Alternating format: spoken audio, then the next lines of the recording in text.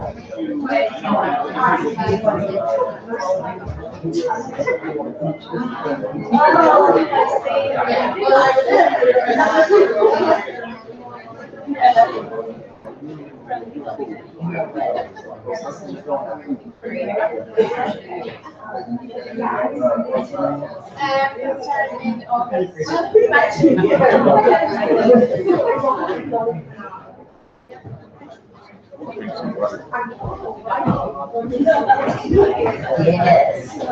They work hard.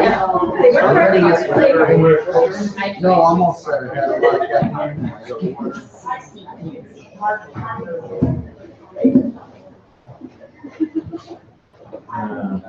Okay, so let's get started with the fourth keynote address. Again, Dr. Hanley is joining us. He needs no presentation now. I think it's going to be a really fun talk. You've all probably worked with children with stereotypy, but the approach that he's going to present here, I think, will come to us as a surprise to many of you. I don't want to advance anything, but one of the key ideas that I think it will elaborate today involves using problem behavior as a reinforcer to get rid of problem behavior. So it's in a way almost a mysterious strategy, but you will learn everything about it. So without further ado, please join me in welcoming again Dr. Hanley. Thanks, Javier. You all had a good day today. And I heard you had a wonderful night last night on the tour. I'm trying to enjoy. My family and I went on 3 Cadiz tours, so I didn't want to put my kids through a 4th one. They were very into it, but last night we had a nice dinner and played soccer on the beach with some kids we found. And, very cool, very special. And my son did get to go play soccer with Dr. Navarro's son, Juan, who was like, just think what a generous soul. A 6-year-old boy shows up at my hotel to pick up some American kid and take him to his school and play hoop with his buddies. That's a generous boy right there, so it was very nice. Okay, I am going to talk about stereotypy today, and I'm sorry, it won't be terribly interactive. I'm just going to kind of present a model for addressing stereotypy, and I'm going to try to leave a little time at the end to take questions, because there's going to be some things obviously left out, so I'll try to do that. As you all know, persons with autism in particular engage in repetitive acts, and we call them stereotypy. They used to be defined as behaviors that appear to serve no function, but we realize that's clearly not the case, so we try not to use this definition anymore. Perhaps a better definition are behaviors that have some kind of formal similarity. By formal, I mean topographical. So topographically, they're similar over time. And there's a certain periodicity or a rhythm with which they're emitted. There's some temporal patterning in the data. And it's not similar across individuals as much as it's similar within the individual. Okay, they engage in the same formally similar, temporally similar behavior, and I'm doing this as a model of a particular form of stereotypy. And so we're really defining it based on what it looks like and the timing of that behavior. Nevertheless, this is a chart taken from an article that a medical doctor did a study on the prevalence of stereotypy for persons with and without autism. And this is the chart from that study. And you can see the different topographies that have often been termed stereotypy. There's face grimacing, there's movements of the arms, the leg, the fingers, the torso, whatever body part we have, kids engage in stereotypy with it. And you can take some private jokes yourself with that one. But nevertheless, let's move on. We'll talk about that at the end of the talk. This is the data from that study. These are the data from that study. What he did was he looked at 4 groups of children, and he looked at them in a play environment. He asked the question, is there a higher prevalence of stereotypy among persons with autism? Is it higher among boys or girls? Is it higher among children who have higher IQs relative to children grouped with lower IQs? And what he found was that stereotypy was indeed high when autism was part of the diagnosis. That functioning level had no impact. In other words, stereotypy is high, independent of cognitive abilities of children with autism. And then finally, it was clearly higher than folks with intellectual disabilities or same-age peers matched for age. So the point is, this is indeed a core symptom of autism, and this is one of the few studies that does indeed demonstrate that unique prevalence among persons with autism. I'm going to talk about the treatment for autism when it is indeed maintained by automatic reinforcement. In other words, when the behavior directly produces a reinforcing product, or what you might call maintained by its sensory consequences. However, there's a caution, and this is the caution. Sometimes stereotypy does indeed serve a social purpose. I've met many children with autism who engage in temporally similar rhythmic behavior to get me to go away or stop talking to them. Okay? And we have some studies showing that it is indeed an escape response, or at least partly an escape response. And so please know that before we attempt to treat stereotypy, we usually do an open-ended interview. We ask questions about how prominent it is across context, and if there's any suspicion that it is controlled by some social outcomes, we evaluate that with functional analysis, like I talked about yesterday. And the reason why we are looking for those controlling variables is they're more manipulable. They're easier to treat than when the problem behavior, such as stereotypy, is maintained directly by its products. And so this is a chart. I apologize for the small size. This was taken from a review paper many years ago, but it had a table with different topographies of problem behavior, one of which was stereotypy. Most of the time, that behavior was shown to be maintained by automatic reinforcement. And by shown, I mean it persisted in the alone condition or across all conditions. There's no demonstration. It's a default. Okay, but nevertheless, some kids show sensitivity to negative reinforcement, and for some kids, that stereotypy appeared to be under multiple control. So again, despite the topography of the behavior, it may be maintained by different reinforcers. Let's get an understanding of that. If, when we understand it's probably maintained by automatic reinforcement, the rest of the talk applies. Let's talk about when to treat stereotypy. And it's important to cross this bridge because we all engage in stereotypy. Okay, I like to, well, my fingers are so fat, I don't know if I can do it. I like to take my ring off in class, and I like to twiddle my ring. And I had an Asian student once tell me that I must not be happy in my marriage when I did this. He said that was very forward of her. We all engage in stereotypy to some extent. Babies, if you have a young baby, often young parents who are also behavior analysts get very upset when they see their baby doing the head rolling, and they see their baby engaging in formal, similar, temporally distinct acts. That is part of normal development. Most kids engage in those behaviors.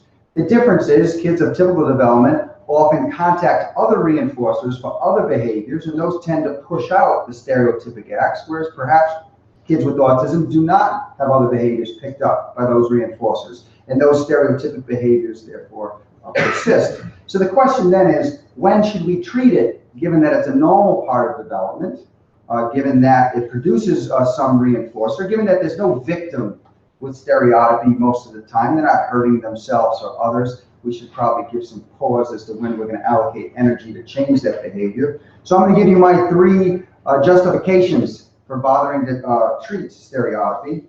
The first is when it interferes with attempts to teach new skills or concepts. Please understand that there are better definitions of autism, but a good one for me is simply that when I hear a child has autism, I know I'm going to need to teach, deliberately teach a lot of things. Typically developing kids are going to learn by accident. Okay, kids are going to learn a lot of stuff by accident, but kids with autism, that which they learn by accident usually isn't something we admire, is it? Sometimes it is, it's a splinter skill, and we might admire that, but for the most part, that which they learn by accident isn't terribly desirable.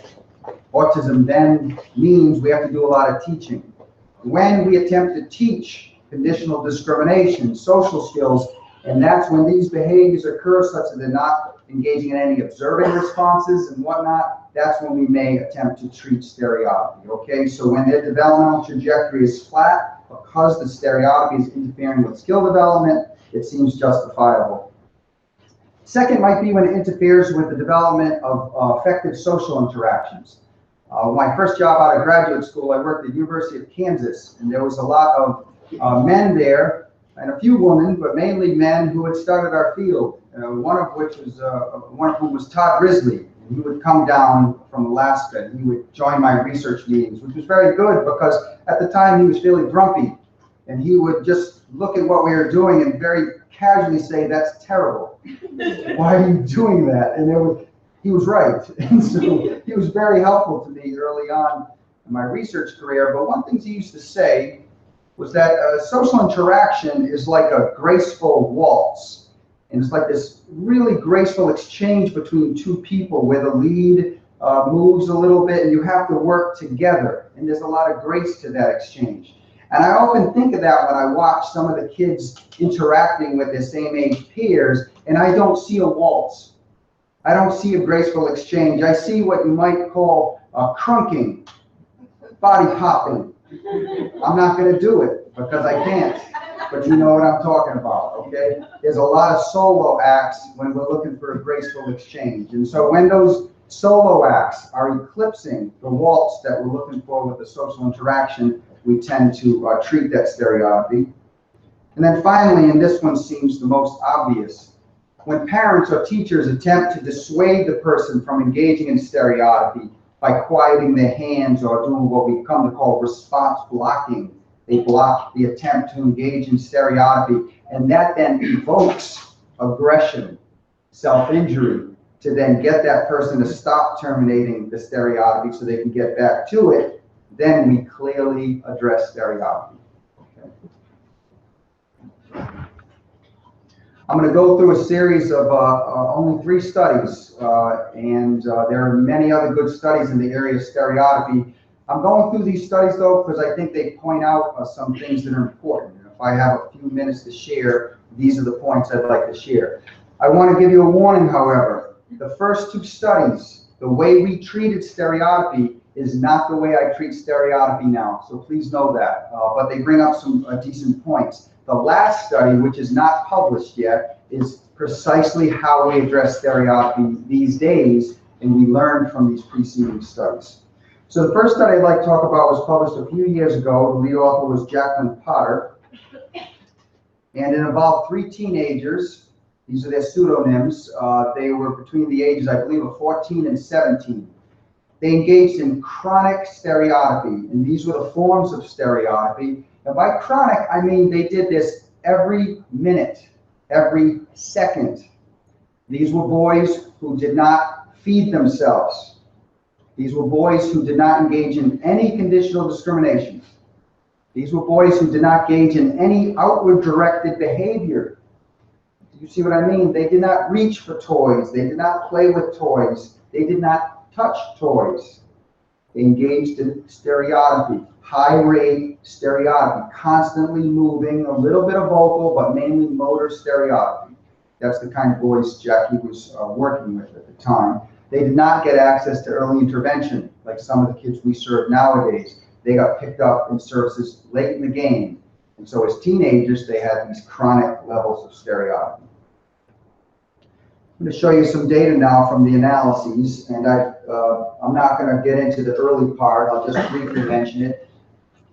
Functional analyses were conducted, and for all boys, it persisted when they were alone, and it persisted at high levels across other conditions. This right here represents the baseline in which they were put in a room, and we did our best with competing items preference assessments. We tried to find toys that might compete with stereotypy. Nothing competed with their stereotypy. And in fact, if they picked up an object, they would simply shake it or bang it or twist it or press it against their skin, things of that nature. So we put those, the best we could do in the room, the activities, and we did not interfere with their stereotypy at all to get the base rate, and that's represented by the open circles. For John, the base rate appeared to be about what does that show? On average, about 7 a minute. We then added prompting to engage the toys in the manner in which they were intended to be used. So Jackie would model what to do with the toy, and then she would say, you do it. If they didn't do it, she'd physically prompt them and then try to fade out her prompt. So we see the introduction of prompts. You see a little bit, this is called a terrible name. It means play. Okay, so play went up a little bit, and then we see stereotypy continues unabated. Then we added response blocking. You've probably all seen those articles where response blocking is sometimes an effective way to reduce stereotypy. It's often considered an extinction procedure. The thought goes like this. If stereotypy is maintained by its sensory products, and let's say hand flapping looks like this, the person makes an eye gaze off to the side, perhaps it's maintained by the sensory stimulation. So were we to put our hand there or quiet the hand, block the response, we may attenuate the response reinforcer relationship. Some people also argue perhaps it's merely punishment. You put your hand, someone puts their hand there and you kind of take their hand down, that might be punishing. I don't really know, but we added response blocking. And what we saw was that stereotypy continued unabated. Play, we got a secondary positive effect, though. We saw a slight increase in play, although we have not yet demonstrated any control. We did see a lessening in prompts, but this is not an important outcome. So then we moved on. Well, we went back and we added in baseline to alternate, and we did indeed show that there was no effect of response blocking. It neither improved nor worsened the behavior. So then we added in, how unorganized I am. Edward was a second participant. Same thing. Nothing worked terribly well. The difference being response blocking worsened stereotypy for Edward. You can see an increase in stereotypy. So let's talk about this before I tell you what we added. Why does response blocking worsen stereotypy? One, perhaps we don't have the controlling variables right. Perhaps it's maintained by attention, as we used to say. And perhaps this is a form of attention, and that's why it worsened. I don't think that's the case, but it's plausible. Second, it could be we didn't run it out long enough. If it is indeed sensory extinction, perhaps there needs to be a long experience with this procedure to get an extinction effect. That's possible. Perhaps, and this is highly offensive to Jacqueline Potter, who did this study, because she was very effective, but nevertheless, perhaps she didn't block all the stereotypy. And we took integrity data, and that is true. She did not block all the stereotypy. The integrity was about 98%. But if you think about it, if she's 98%, that means some stereotypy is getting through. That means that instead of extinction, we have a intermittent reinforcement schedule. So just to make a more general point, why is stereotypy so difficult to treat? I can't help but think it's because it's been maintained on an intermittent reinforcement schedule for many, many years without core attempts to dissuade people from doing it. But nevertheless, perhaps it persisted because of breaches to integrity. But I think it's this one. I don't have data to support it at this point in the talk, but perhaps it's that the motivation to produce those automatic reinforcers is not addressed. Response blocking is like saying, I know what the reinforcer is, you can't have it, go to hell. Right? Extinction only. If problem behavior is maintained by social reinforcement, we would never run an extinction only program. Problem behavior is maintained by attention. Lovely, you can't have it.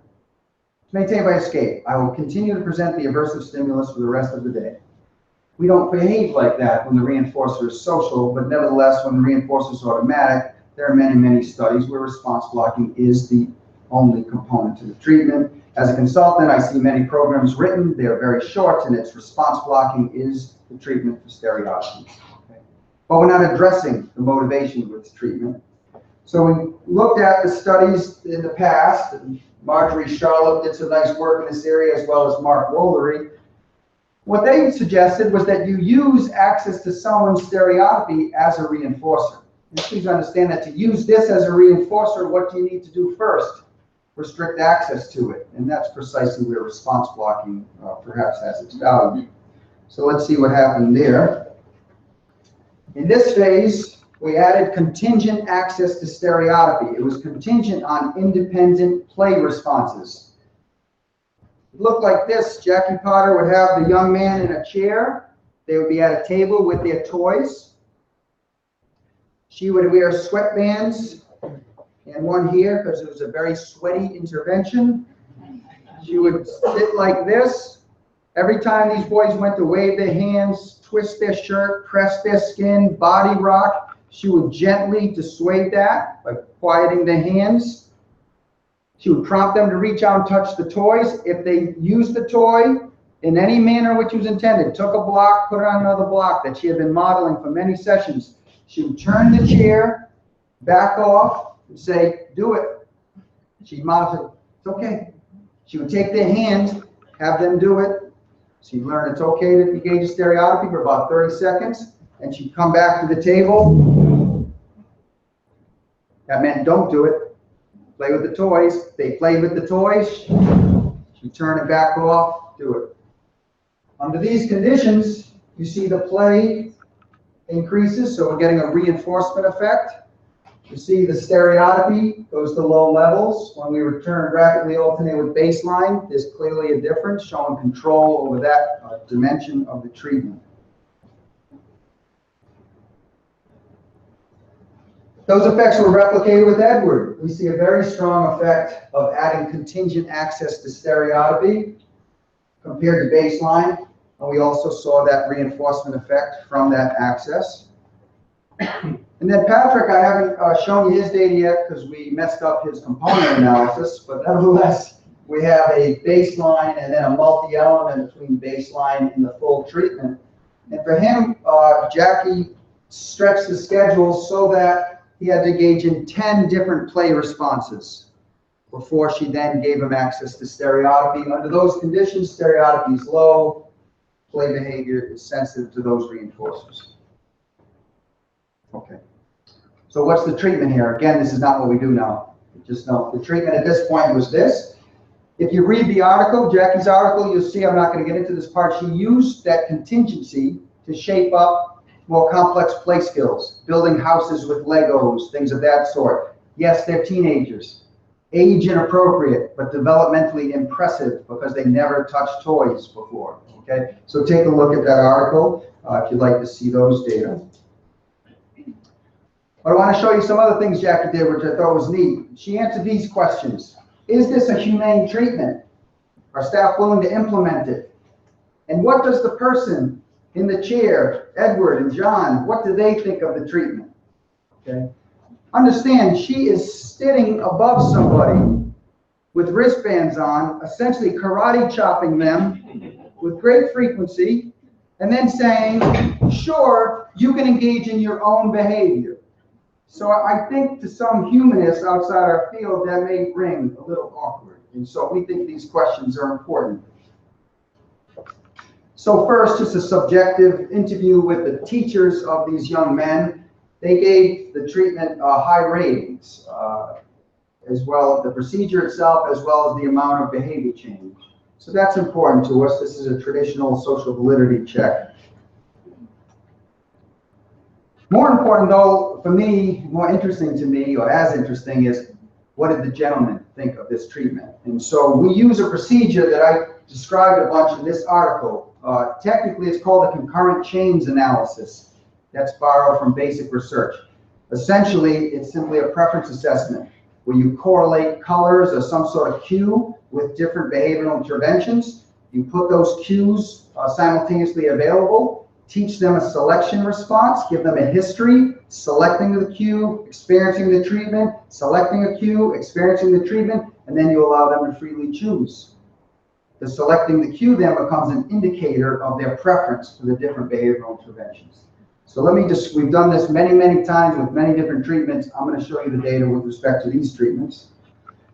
First step, we do a color preference assessment. We put different colors and cards in front of them. We say, pick one. Whichever one they pick, we give them a grape. And yes, it's usually a grape, whether they like grapes or not. I like grapes. I think they're healthy, defensible. They're like almost wine. And so we give them grapes. And no matter what they pick, it's non-differential. And so you see, and we're looking to pick colors in the middle. We're trying to rule out any sort of color bias. Then we take those same colors and we put them on these different tables. And these were the colors that were middlemost for one of the participants. And then we continue with the grape test. whichever chair you sit in, you get a grape. You sit in the chair, you get a grape. We ask you to come away from the chair, we ask you to sit in another chair. No matter what chair you sit in, you get a grape. These are the kind of data we see with the first participant. This is a cumulative record, so all that means is the data path is going to go up if they selected that chair. If it's flat, it means they did not select that chair. But in general, you see it's fairly undifferentiated when there's merely getting a grape, a non-differential consequence for their color selections. Then what we did was we pair those chairs with the different treatments. So one treatment is blocking only. What that meant was they went to the chair, there were no toys available. Jackie Potter got in her blocking position. If they engaged stereotypy, she blocked them. If they picked this sky blue, they went to the chair, there were activities available, the best we could identify. Jackie stood away from them, and she literally had her hands up, meaning like, I promise I will not karate chop you, and at a distance. And then finally, this color, they had their activities. She was ready to block, but if they engaged in some minimal play behavior, she gave them 30-second access to their stereotypy. Again, the question is, after they select each one, they experience it for 2 minutes, they come out, select another one. We do some forced choices at first to make sure they experience each one at least 9 times, and then we allow them to freely choose. The question again is, will they choose one of these with greater regularity than another? And that's an indicator of their preference for that treatment. What we see for John is that after some experience, he basically said, please do not block me only. He stopped selecting that treatment, and he engaged in what looked like undifferentiated responding between activities only and the full treatment. We then removed the differential consequences and went back to grapes, and you see that it becomes undifferentiated. What we saw for Patrick was somewhat different. Patrick showed a slight bias for pink, but pink was then correlated with blocking. He did not choose blocking very often. He did not choose activities only very often. He chose the full treatment package. Those effects were then replicated with Edward. Edward chose the full treatment package over activities only or blocking only, and then indiscriminate with grapes. This was very surprising to me. I want to make sure you understand the surprise that I experienced. These young men could go to a table and engage in as much stereotypy as they want, but they said, no, thank you. I'd rather be at the table where Jackie karate chops me and lets me earn access to my stereotypy. That's what these data are saying, okay, which I think is very neat. In summary, again, no one prefers blocking only. So that's a take-home point for practitioners. No more blocking only treatments, okay? I don't think it's defensible anymore. No one avoided the treatment, and 2 preferred the treatment. So I want you to give thought just for a minute. Why would someone prefer this treatment?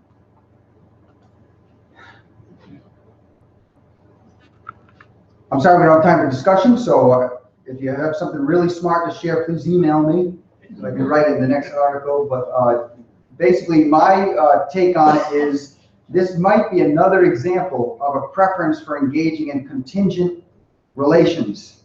Okay, there's a whole bunch of literature showing you could engage in no behavior and receive the same amount and quality of reinforcement, or go to a context and engage in some behavior to produce that same amount and quality of reinforcement. And humans, children, rats, monkeys, they all generally prefer the contingent outcome as opposed to the non-contingent outcome. Perhaps having your own stereotypy is not as valuable as earning it. Perhaps stereotypy earned is more valuable than stereotypy obtained for free. I don't know the answer to these questions, but these are all, I think, strong possibilities. Okay, so let's summarize real quickly. Number 1, stereotypy, make sure it's a problem before you treat it. Number 2, if you're going to treat it, make sure it's this way. Make sure it's maintained by automatic reinforcement. If it's maintained by socially mediated reinforcers, I'd like you to consider looking at this article, which is basically the jumping off point for our talks yesterday. Second take-home point, blocking. It's necessary. You can't use stereotypy as a reinforcer if you don't restrict it, but it's probably not sufficient. Okay, necessary, not sufficient, and rude. That's Jose. Jose has been my taxi driver. No, a different Jose. Jose Navarro has just been my good friend, but I have a different Jose friend who's been driving. I've had the same taxi driver my whole time here. He's a great guy. He lives near my hotel. He's a little time, but he's calling me right now. We're very good friends. Okay. Another point perhaps we should consider is that the elimination of stereotypy probably isn't the goal here. And I probably didn't make this clear from the beginning. The elimination is not the goal. I think it's about getting stereotypy to occur in the right time and place.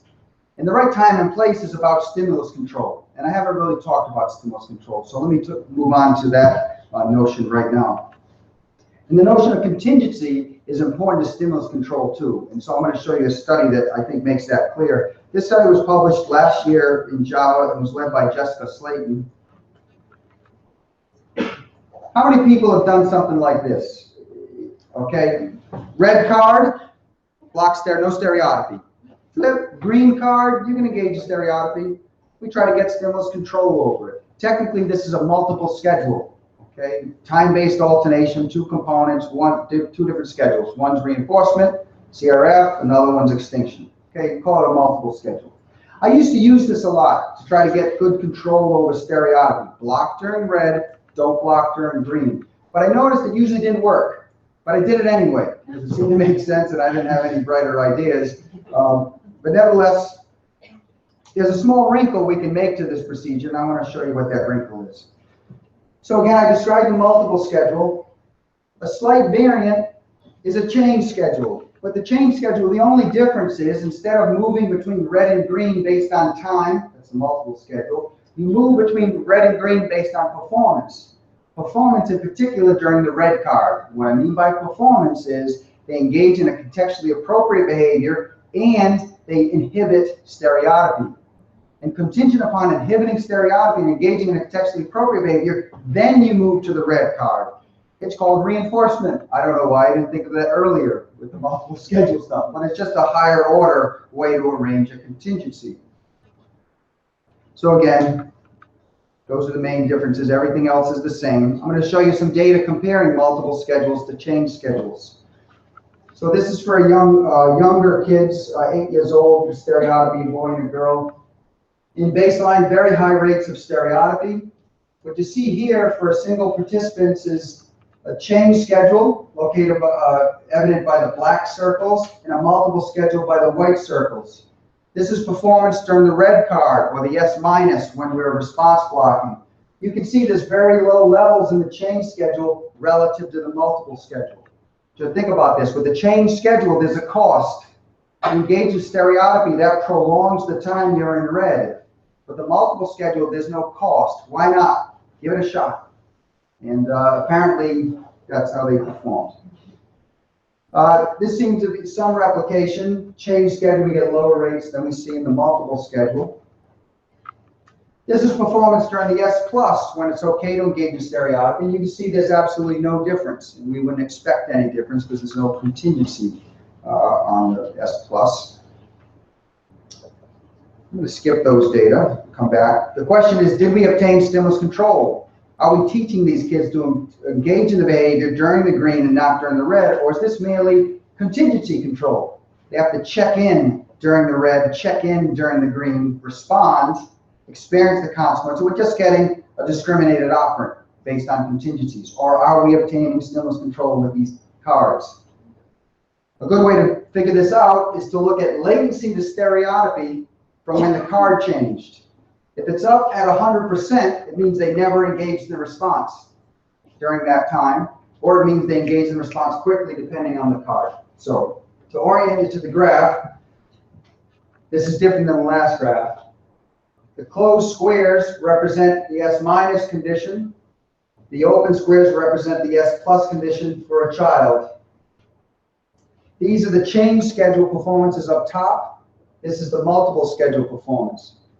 What you see with the change schedule is during the S minus, you have several data points that are up at 100. What that means is as soon as the card changed to red, there was absolutely no stereotypy. There wasn't even a check-in. Okay?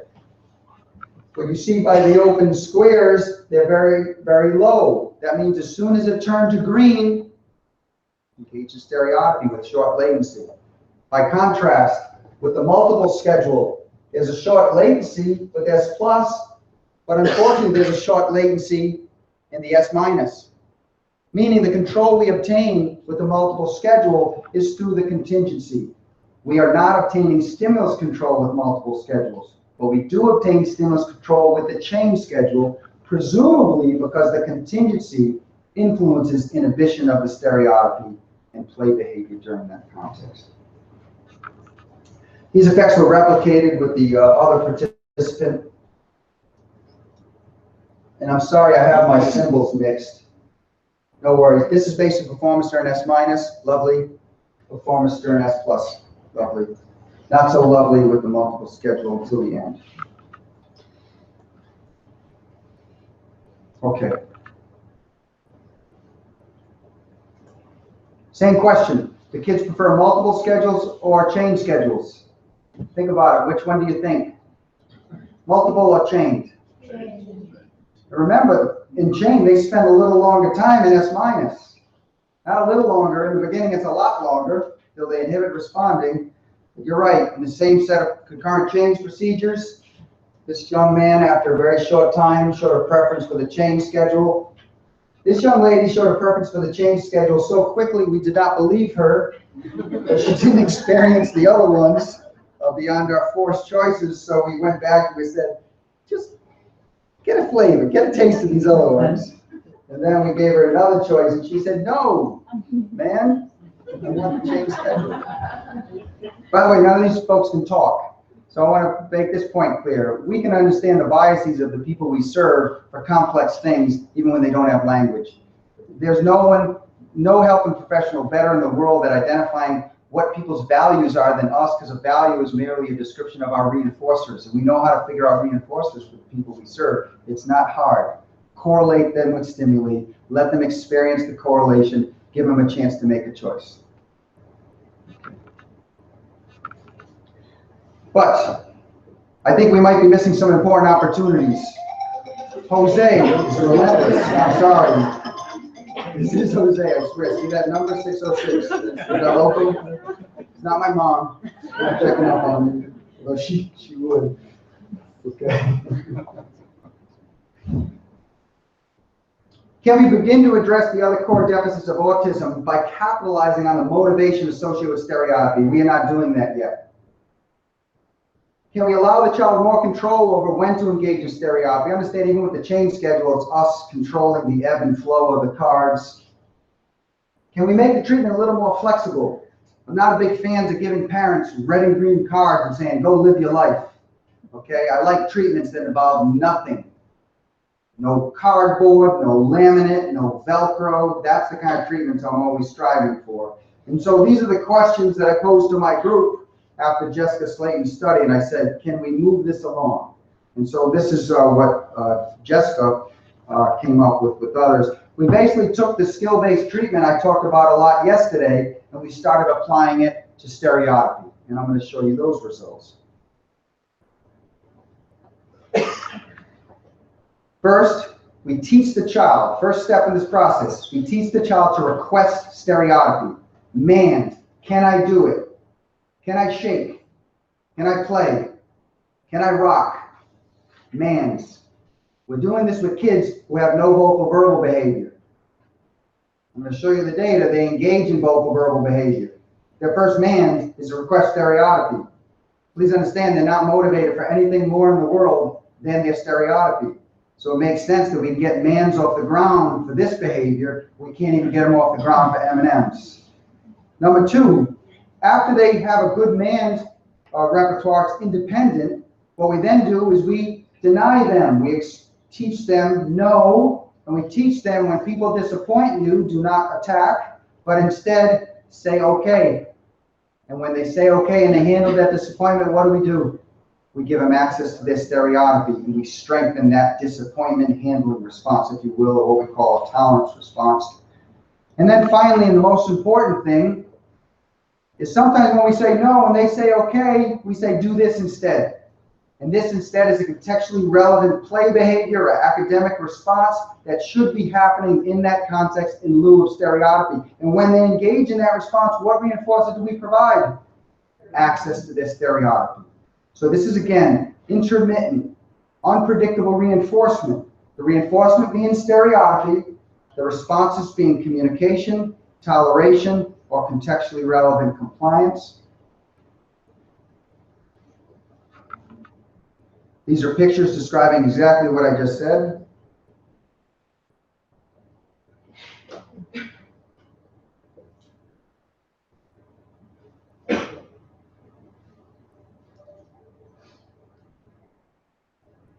This is essentially what the treatment looks like on a schematic. They communicate. 20% of the time at the end of treatment, we grant it. It asks us a stereotypy. Most of the time we deny it. They engage in a tolerance response. Give them access to stereotypy sometimes, but most of the time we ask them to engage in contextually appropriate behavior that then yields the reinforcer.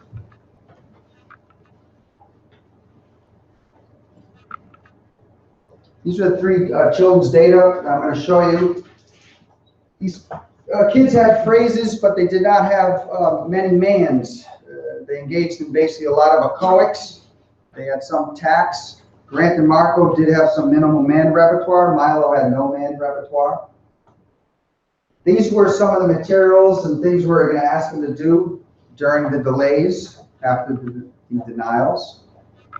These are the forms of behavior that they engaged in, the forms of stereotypy.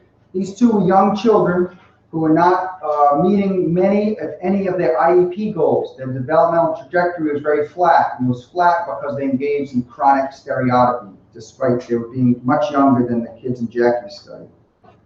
So this is somewhat small, I apologize, but there's a lot of data that's important, so I'm going to go through it. Motor stereotypy, percentage of component is on the top. For this learner, it's at 100% of the intervals. Communication is obviously 0. Complex communication is 0. They're not tolerating because we're not denying. Okay. In the second phase, we do what we call an instructional baseline. The first phase, they're just alone at a table. We're measuring stereotypy. They do it all the time. That's the point. The second phase, we start to introduce wish list item. This is what the teacher said. We said, what do you wish you could teach them? And this is the wish list. And so we expose them to these expectations. And you can see during the S+, when they can engage in stereotypy, it's just like base rate. But during the time we're teaching them, we do see a decrease. And we do this because the mere act of teaching people can indeed interfere with the levels of stereotypy. So that's all we're showing there. Now we're going to go into communication training. We give them a simple model prompt, and we provide differential access to stereotypy when they pick it up. The communication response gets off the ground. In this case, it was just play please, a vocal response. You see the play please occurs only during the S- when they're motivated to get access to the stereotypy. You see they're still engaging in a lot of stereotypy during the S+, which is okay, but the stereotypy during the S- is now at 0. This is simple. It looks like this. They're at the table. There's all this work that they've never done before at the table. And we say, do your work. And then someone else comes in and says, say play please. And then they do some vocal training. Play. And we use shaping in short sessions till we get play please. As soon as they say play please, the work goes away, the chairs turn, and they're allowed to engage in stereotypy. And that's what those are the results there. Then we do what we call complex FCR, which I'm not going to get into it, but basically it's just, can I play please? We're trying to put a man frame, or some people want autoclitic frame in there. And we see it acquires that response, and behavior is under pretty good stimulus control still. We then introduce the tolerance response. The tolerance response is simply to say, okay. Some of the trials, we're going to deny the communication when he says okay. The response is rewarded with access stereotypy, so this is just a little bit of a longer chain. Then we go into what's that response chaining, the formal part. What's happening here is sometimes we reinforce communication. Sometimes we reinforce toleration. But most of the time, we ask them to do a little bit of work. The work is very little at first. Match pictures. There's only 1 to 3 there's 3 in the field. We only ask them to do 1 to 3 demands in that session. But you can see over time, we start introducing other IEP goals. The field in which they have to match the samples gets larger. The number of demands gets more numerous. We don't always ask them to do 27. Sometimes they only have to do 1 thing. Sometimes they have to do 10 things, okay, to earn access to the stereotypy. But what you can see is as this goes on, still communicating, because it's reinforced immediately some of the time, still tolerating. Stereotypy during the S- is quite low, near 0. Still engaging in a lot of stereotypy when they're allowed to, S+. This is the most important bit of the data, it's at the bottom. This was their accuracy on their academics and baseline. Because this is a field of 3, this is chance responding.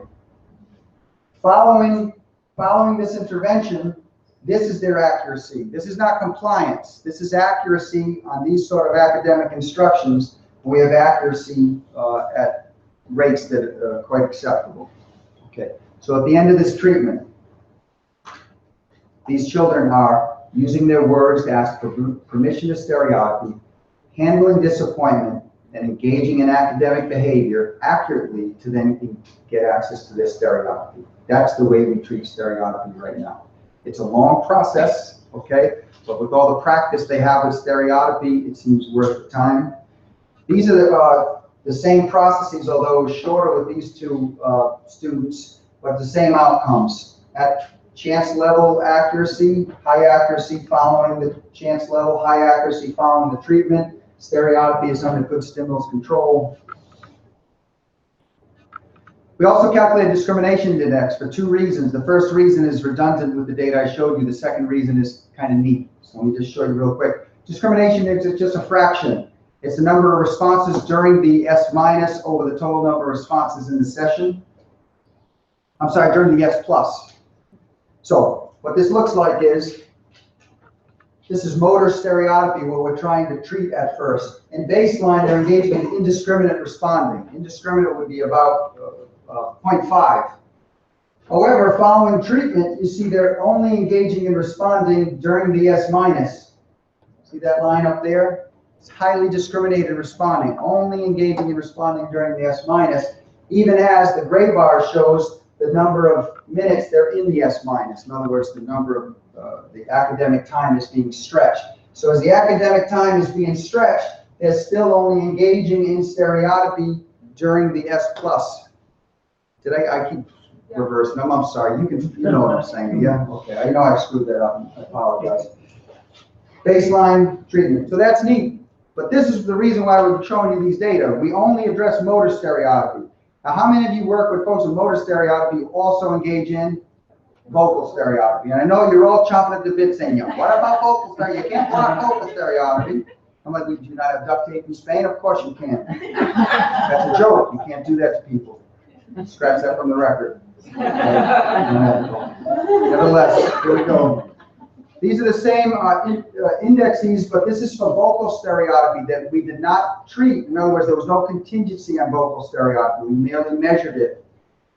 We got good effects for 1 out of the 3. Grant engaged in vocal stereotypy when and only when it was allowable. He did not engage in much vocal stereotypy during the teaching time. So that was a nice indirect effect. With Milo, we were seeing really good effects until the academic time got stretched.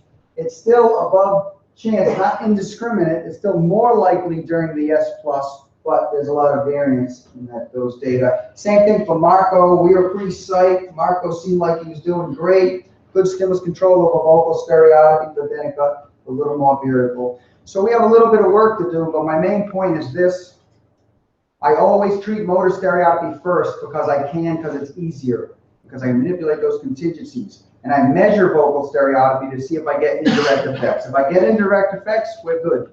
If I don't get those indirect effects, then we have to further the conversation, which I'm happy to do so after I conclude. Okay. Social validity ratings were good. We didn't ask these folks if they liked the treatment because we like the treatment. The reason why we didn't ask is we have a lot of data in other areas where these intermittent, unpredictable schedules have shown to be preferred over the alternatives. And we may ask if this is a problem, but I'm not sure. The next steps that my group is interested in is, we call them, there's a better time and place for that behaviors. These are behaviors that we don't want to necessarily eliminate, but we just want them to occur on the right time and place. And so we're going to start applying these procedures to these sorts of behaviors. Most of our consults, people want to talk about masturbation with adults or teenagers, public masturbation, rubbing up on staff, all that kind of stuff. And so we're using these sort of procedures in a more sensitive way. We don't have people out in the group home saying, may I? So we're changing the procedures a bit, but we're basically trying to teach skills and make sure these behaviors occur at the right time and place. Okay. The wrap-up point, I think we have a couple minutes for questions. Treatment for stereotypy. We think it can be function-based. We think it should be comprehensive. Understand that as behavior analysts, our literature is fractured. When you look in Java, for instance, you're going to see little bits of effective action. But if you as a practitioner want to be effective, you have to synthesize those bits into a treatment. And these are some examples of how those bits were synthesized together. In other words, giving kids toys or rubber toys to chew on is not a treatment. Response blocking is not a treatment. Those are all bits of treatments. And they need to be kind of put together to get a meaningful outcome. And then finally, I feel that we need strong, intermittent, and unpredictable contingencies to really inhibit the powerful motivation behind these responses. Some of these articles are on this website if you want to check it out. Last thing on vocal stereotypy, because I'm sure you're wondering, okay, but if you don't get control of vocal stereotypy, what do you do? It's the same treatment, except instead of response blocking, we use RIRD, which you probably all read about, heard about. It's called response interruption redirection. It will not work if you only use RIRD. And I say that with no offense to Bill Ahern, who developed RIRD. He's my closest colleague at my university. I say it on every single thesis committee. And Bill agrees with me. RIRD is to be part of a comprehensive treatment package. It's the same process, except instead of blocking, you simply ask the child 3 questions if they engage in vocal compliance, or you have them do 3 motor compliances following the vocal disruption. Okay? Otherwise, it's the same treatment. Last thing on RIRD, it is punishment. It's overcorrection, it's punishment, so please understand that. That's the main reason why we wouldn't use it alone. We're going to link it up with other aspects of the treatment. Okay, I think I'm out of time. True? Okay. Thanks for listening. Good luck, and thanks for the opportunity to share with